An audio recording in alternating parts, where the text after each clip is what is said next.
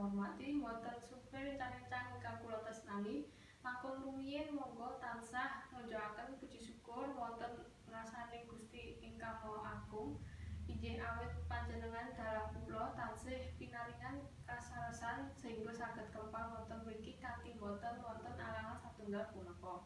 Kula ingkang pinanggih dados wakilipun kanca sekelas supados ngaturaken kening menapa muda-mudi jaman semenika remen kalih pergaulan bebas.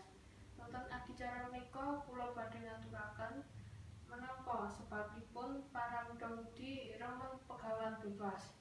Mugi-mugi awan ingkang kula ngaturaken mangke saged migunani kagem kula sarencang lan umumipun dumateng para muda-mudi sadaya. Kanca-kanca, kita sampun mangertos pilih pergaulan bebas manika bekta dapak ingkang boten sae tumrap kita sedaya ingkang saweg masa pubertas. Sebab musababipun lare muda-mudi sami kelentu kancan utawa pergaulan bebas.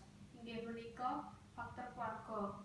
Faktor keluarga menika menawi lare muda-mudi boten pikantuk kasih sayang lan pangayoman ingkang cakap.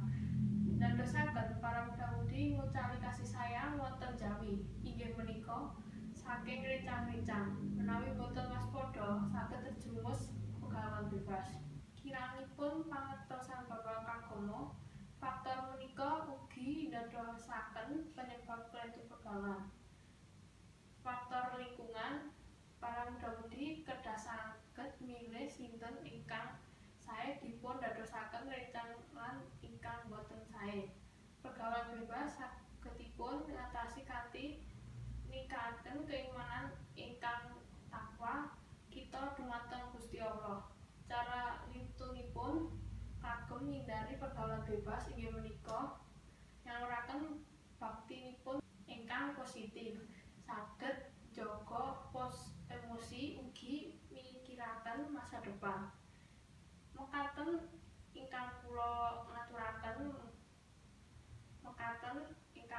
aturaken mugi-mugi saged mbekta manfaat tumrap kita sedaya. Kathah